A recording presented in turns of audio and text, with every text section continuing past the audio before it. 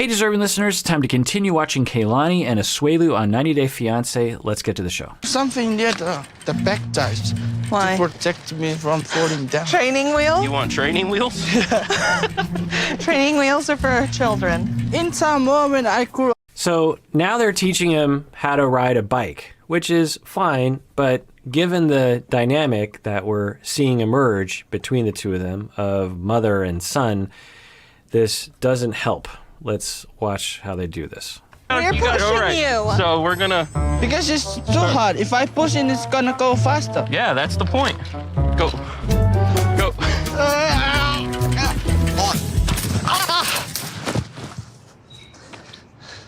Release the bike. Why are they doing this? Why would they want to teach him to ride a bike and make him feel even more like a child and make her feel more like a parent? That's a little bit different. I've never heard that before. Are you good to go by yourself now? Okay, baby, I can try. Go. Slow down, dude. You just learned. Oh my gosh, he's like a 5-year-old. I wish someone would tell them, you're not helping, to put him into 5-year-old positions and then to treat him like a 5-year-old. It doesn't help. Yeah, and yes, he acts like a 5-year-old sometimes. And so I'm just, it's worrisome because it usually gets worse, right, without therapy. And so if they're already in these polar positions of parent and son, I can't imagine what's up ahead. Maybe that's why y'all have been asking me to watch this couple this whole time. Mature enough to be responsible with Oliver. I don't know. I don't trust him with the baby. I feel like I can't just leave him completely alone with him. He feels like a child to me. It's like leaving 2 kids at home alone. And So that's totally fine. Maybe Asuelu doesn't know how to parent a child very well. Maybe he needs some help. You can work together on this. Parents who parent children often have strengths and weaknesses both, and sometimes one parent will help the other parent will help. There's a back and forth. It's okay to say, hey, I don't like it when you do this, or hey, let's talk about this, or as equal parents, I'm going to offer my opinion about this action with the kid, and I'd like it if you did it this way. What do you think? Let's have a conversation. Let's have a back and forth. It's totally fine that she thinks that he's not ready to parent the child on his own by himself, and maybe she's right, and it's okay. And I don't know if Asuelu is against that idea, but how do you communicate about it, right? I don't like it. When I was in Samoa, he'd try to help me out more, or if we got into a fight, he'd try to fix the fight or resolve things, and now he's here. It's like, I don't know, he just shuts down and he won't talk about things. Okay, so that's interesting. She said that in Samoa, he was more of an adult, more of a peer. He parented differently. He would try to work out conflicts in a more head-on way. And now he just seems like he will become immature in these situations and like a child. And why would that be? Well, it's possible that he's under a lot of stress, moving to another country, being away from his family, not knowing anything about the culture, not knowing anything about how anything works, total fish out of water situation.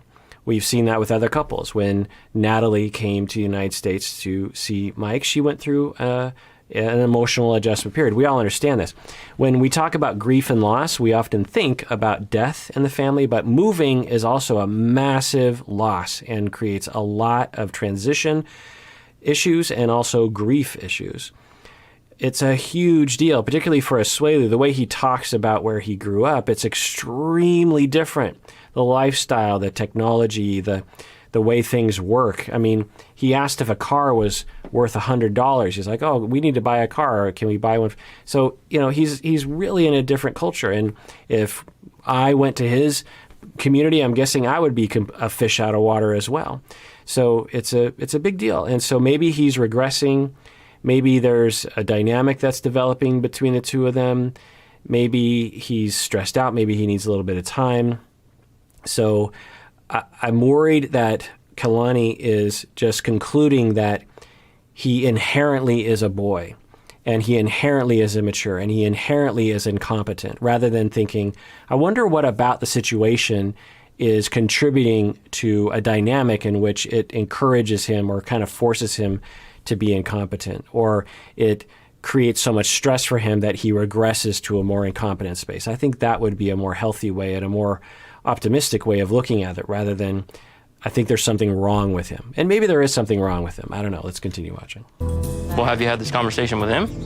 No. Well, that would probably help. I can talk to him about that kind of stuff and maybe put maybe a man's perspective on it. Well, one of the things I do need. Okay, so we just saw a triangulation that is happening. There is tension between Asuelu and Kalani, and Kalani is talking with her brother, and the brother is now sucked into the situation. He is now the triangulated third. And I talk about functional and dysfunctional triangulation. At first, he said, well, have you talked with him about this? And she's like, no. And he says, well, that would help. So that was an example of what probably would have helped a functional triangle. At least it was an attempt at that. Why you? I'm here for you, and I'm here to validate you, but you have all these concerns. You probably should talk with him, because I'm not going to be able to do much about it. So the beginning of his reaction, I was encouraged by his reaction. But then he followed it up with, well, how about I deal with it? Well, now you're fully involving yourself in the triangle. It'd be much healthier if Kalani and Asuelu had a way of talking about this, because they're going to have not just this conversation, but literally thousands more. And I can't tell you how many times couples would come into my office, or families, and they would have conflict up to here. Their parenting conflict would be up to here. Their kids would be suffering. And I would say, when do you talk about parenting? And they will say, never. Parenting is an extremely complicated thing, and you have to speak about it with your spouse potentially every day. 15 minutes of, hey, when you did that thing, I liked it. Thanks for backing me up. Or, hey, when you did that thing, it hurt my feelings. Or, hey, when you did that thing, I didn't like it, but I don't know. Let's talk about it. Maybe I'm wrong. How should we approach that? When, little Jane wouldn't eat her pizza, and you had this approach and I had this approach, what do you think's best? Because, we don't want to give mixed messages to little Jane. So those kind of conversations have to happen a lot. And for whatever reason, we have a culture that just doesn't promote that. We just think, I'm going to do it my way and they're going to do it their way and hopefully it'll work out. Well, we see a lot of problems with that with kids and with conflict and divorce, by the way. So I hope that she can talk to him and not involve the brother. The brother seems like a good enough guy, but he comes off real strong, and I don't know if he's the best candidate to try to diplomatically help them work this out. But, we'll see. Need to figure out before I marry him is to see if he is good with the baby or if he will be good with him. But I know when I'm around, I kind of take over. So I would like you to go out with him somewhere and just kind of watch him, because I do trust you with the baby, and just let him do his own thing, but just be there for safety reasons, because I don't trust him with him. Yeah, I can go anywhere with them. And so this is not a good answer to the problem. She is worried about Asuelu's abilities as a father. And instead of having a conversation with him, instead of helping him to, Asuelu clearly has motivation. He wants to be a good father. And you got to point him in the right direction. You have to start a back and forth. And Kalani, if she wants to marry him and have him be a fully fledged father, she has to accept that she's not always going to get her way as a parent. And for a lot of people in this position, they have a hard time accepting that. They want the other parent to take on 50% of the responsibility of the parenting, but they only want it if it's in their control. You can't have it both ways. If you want total control of parenting, then you have to be the only parent. If you want 50-50, then you will have to relinquish control and parenting styles to the other person, or at least you have to compromise between the two of you. So anyway, her solution here is, instead of working with him, trying to build him up, trying to have a back and forth, she's saying, okay, brother, I want you to monitor him and make sure he doesn't screw things up. Well, now for Asuelu, if he detects this back channel conversation, he's going to say, wait, So now not only is my fiance putting me down and making me feel like a child and not letting me parent my own child, but now I have a brother who is hired to control me as if I'm a child. This is not a good setup for a situation. Now, maybe the brother will handle it well. Like a way that the brother could handle it would you go to Asuelu and say, hey, you're the father, I'm just the uncle, but I've been around the baby a lot, and maybe there's some tips that I could give you. Maybe there are some things that I could help you out with. Man to man. There's things that I've noticed that worked. How about I throw those out to you? What do you say? I'm guessing Asuelu would say yes to that. But if he comes down on him like Asuelu is a boy and treats him like a boy, I'm guessing Asuelu will act like a boy. Let's watch. Big decisions in a short amount of time. So if my sister does not want to get married, I don't think that she should get married to Asuelu. Sometimes relationships don't work out, but that doesn't mean that you need to be with someone out of obligation or responsibility to the child, because all that does is hurt the child. Okay, so we heard a little bit from the brother about Kalani's personality from his perspective, that she's always had trouble making big decisions. What does that mean? Well, it's hard to know. But I've noticed that when she is around her brother and when she's around her father, she will often feel embarrassed and she will stare. It's actually really particular. And I've seen her do this immediately with the brother when the brother pulled out the condom. And I saw it with the father when the father would be, boisterous. That she will look down at the ground and she just stares at the ground, or she'll look off in the distance and just stare off into the distance. And I think that is a coping mechanism that she probably developed when she was young in her life, with a dominant older brother, a very boisterous father, very dominant, I think she even said her father is very intimidating. And I'm wondering how that actually played out in the family home when she was young and what she had to cope with. So I think Kalani might have an interesting mix, because on one hand, she's definitely coming across like the dominant parent with Asuelu.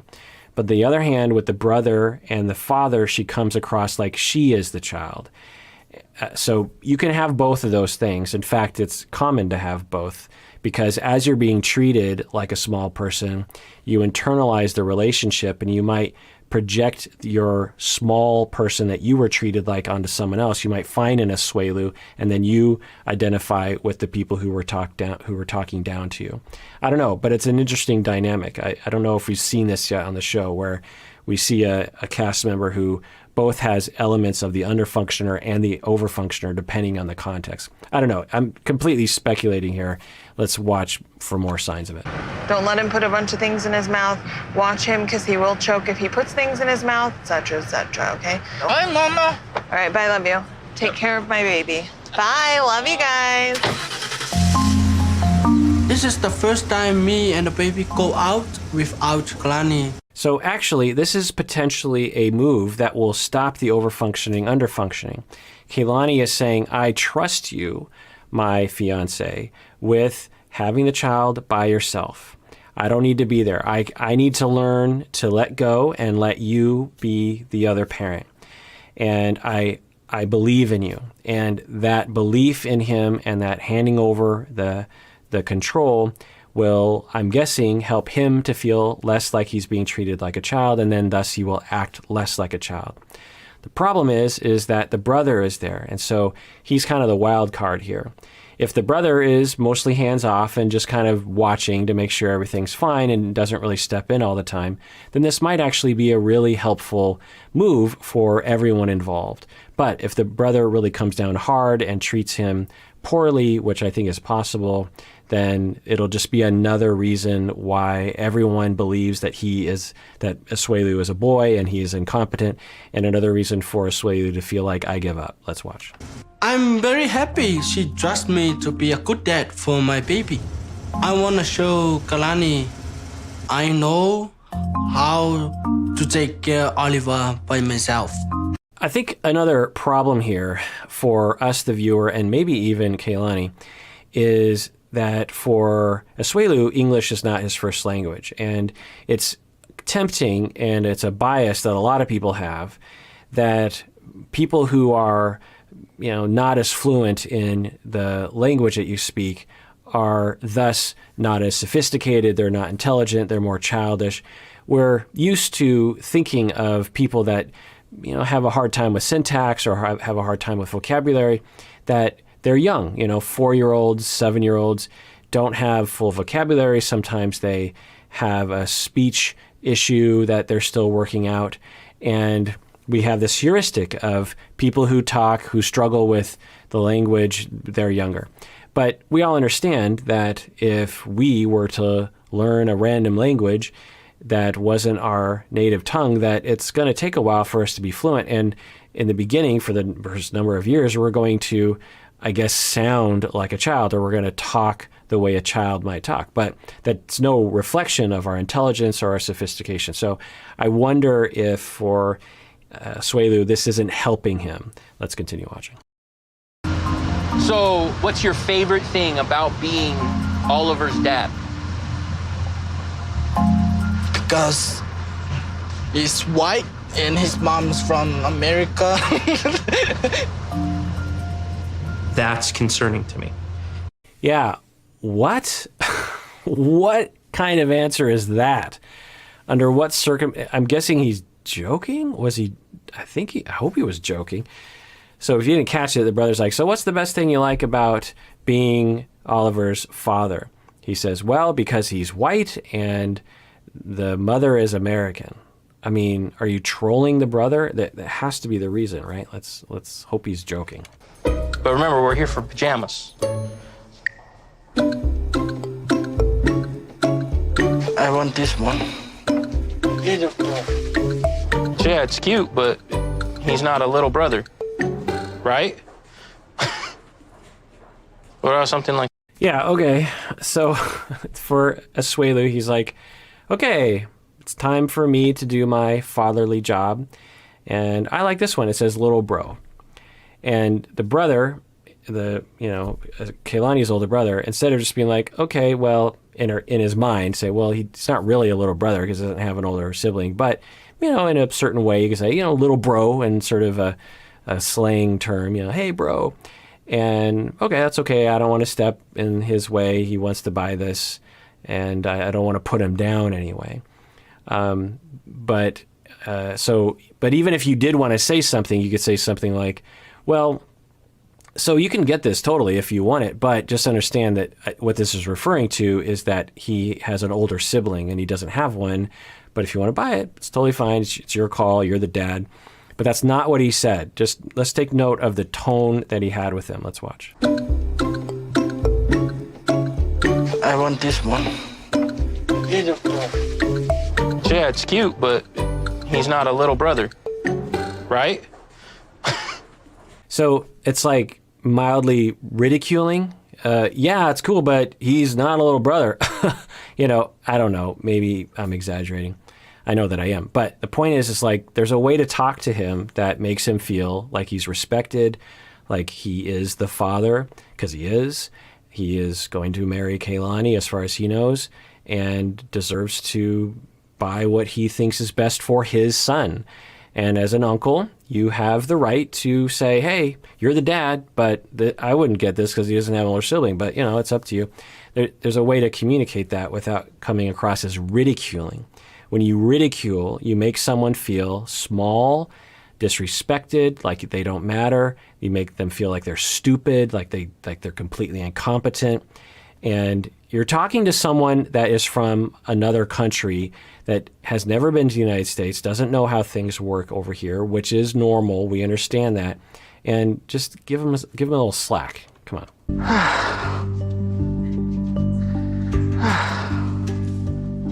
When Asuelu's carrying Oliver on his shoulders, it's a red flag for me because Oliver's not old enough to be able to even keep his head straight. So he just kind of seems oblivious to what's going on around him. Okay, so it's totally fine if you are concerned about that as an uncle. You'd be like, okay, I don't think you should have that young of an infant on your shoulders. The child could kind of whip back and fall and really hurt themselves. Okay, that's rational. How do you communicate about it? Do you say, hey, you stupid idiot, da-da-da-da? Do you have that attitude? Or you be like, hey, I don't know what it's like in your country. Maybe it's, this is sort of normal to do with a child, but I think for Kalani, she would really want you to not do that. So, and frankly, I'm a little afraid. So it's okay to speak from your own emotions. It's not helpful to that dynamic of the overfunctioner, underfunctioner to talk down to someone. Let's see how the brother handles it. You gotta watch that stuff, because if you drop the baby, he'll get, not only will Lonnie hurt you, but the baby, he's got a soft head, so you just have to be safe. I can hold him up. It's safe. Okay, so I think the brother did pretty well. He didn't talk down to him, in my estimation. And then for Asuelu, he's like, I think everything is safe. No. Up until this point, I've been mostly thinking, well, Asuelu's given his best. And maybe he didn't know about the car seat thing. In this instance, it's like, no, Asuelu, like, it's not a good idea to that young of a child. You never know, and they're very squirrely. Like children, even a few years older than this, like they can quickly go from seemingly stable positions to just completely. For me, for example, when I was a kid, at this age, I fell on my head a number of times because I guess I was prone to falling on my head a lot. And honestly, I had a giant head, and I had 2 indents on the side of my head. I looked like Brainiac, if you see pictures of me. Maybe I'll do a Throwback Thursday on Instagram. It's actually to the point where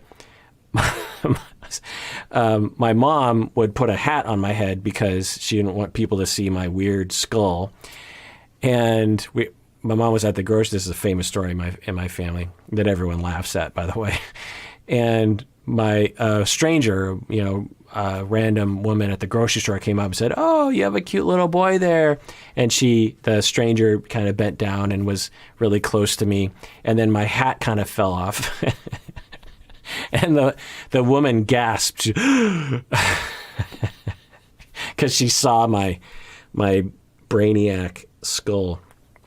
Anyway, point is that at this point, Asuelu is saying, I think it's safe. Okay, so now we're in a debate. Now, as the brother, I might say, okay, I'm going to log this. I'm going to tell Kalani that, he did a pretty good job, except he seems to think that some physicality is safe when I don't think it's safe, and I certainly don't think you think it's safe. So maybe if you have a talk with him, maybe you can work this out. That's what I would do if I were the brother.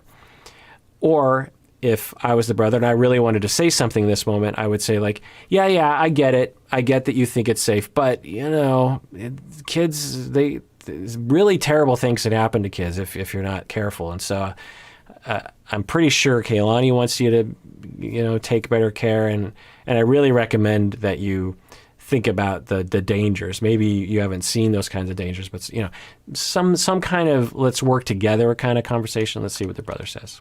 Like if I put him like this, I can hold like this. So I'm just telling you, it's not safe. I'm not worried about the safety. He's safe, and he's eating my ear now. So I put this. Now the brother is doing his best.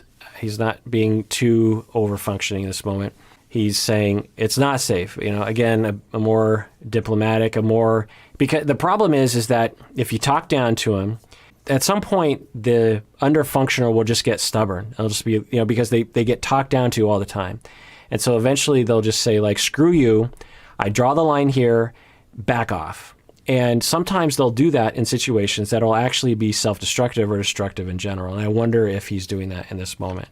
So it would be better overall if people talk to Asuelu more diplomatically, more respectfully to him, more offering advice than talking down to him, which might cause him to get stubborn. Let's watch. Him down because he trying to eat my ear. It's just like, I get it now. I'm understanding what my sister's talking about. And your total today is $48.87. The other thing that I want to propose is that we haven't seen, 99% of the behaviors that Asuelu is exhibiting that concern Kalani. And maybe we just saw the first one. that for Kalani, she sees this all the time, where he does unsafe things and then will be stubborn about it. So why would he be doing that? Well, it's hard to know. Are parenting practices different in Samoa? Probably. I've worked with Samoan families and had, friends and colleagues that were from that area of the world, and parenting practices can be very different. So is that a factor? Maybe. Does that mean that it's right or wrong? I don't know. But that could be a factor. Another factor could be that Asuelu just doesn't understand. Maybe he feels like he gets things when he doesn't really get things. I don't know. I'm going to keep my eye on that, and let's evaluate that as we watch. I think there might be something about Asuelu that is particular on this issue, particularly given the way he just reacted right there. Because he could have easily said, yeah, it's probably unsafe. And because Asuelu should intuit, okay, right now I'm kind of in a trial period. The brother is sort of, watching me. Kalani is watching me. I'm going to be extra safe. And I think for a lot of times that he is. I think, he seems to take good care of the child in the car seat. I think a lot of times he's really trying to exhibit, look, I can handle this. I'm responsible. So I wonder what it was about that caused him to exhibit what I think a lot of people would think would be unsafe. Let's watch. Perfect. I don't think that you should leave Oliver with Asuelu alone. He just doesn't have it. He doesn't know. It's a kid raising a kid. And I don't think that she should get married to Asuelu if Asuelu's not going to be a good dad. The thing is I think Asuelu can be a good dad. I just think he needs some time. I think he needs some space. I think he needs to be in a relationship where he feels like someone respects him so that they can influence him a little bit. I think he shows a lot of the signs of a parent that you want to see. He cares, he's interested, he looks very comfortable with the child. And I think that he just needs a little bit of care and diplomacy to point him in the right direction. I think he could do fine. I don't know. Maybe I'm wrong. Let's continue watching. What's going on? The shopping was really good.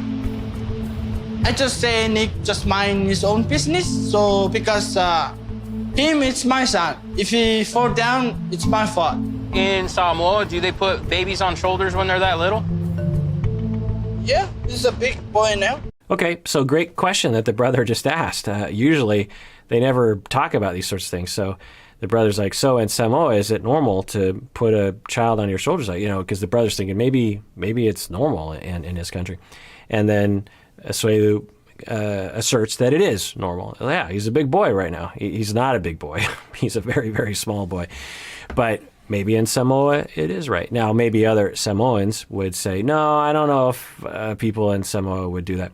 And if you know, comment below. I'm always curious to learn about the culture, and we can all learn because on this show, part of this show is about culture clashes and how conflict can occur when people don't understand the difference between different cultures. And so maybe that's happening right now. Comment below. I'm curious. All right. Well, that does it for that episode. Everyone out there, please take care of yourself because you deserve it. You really, really do.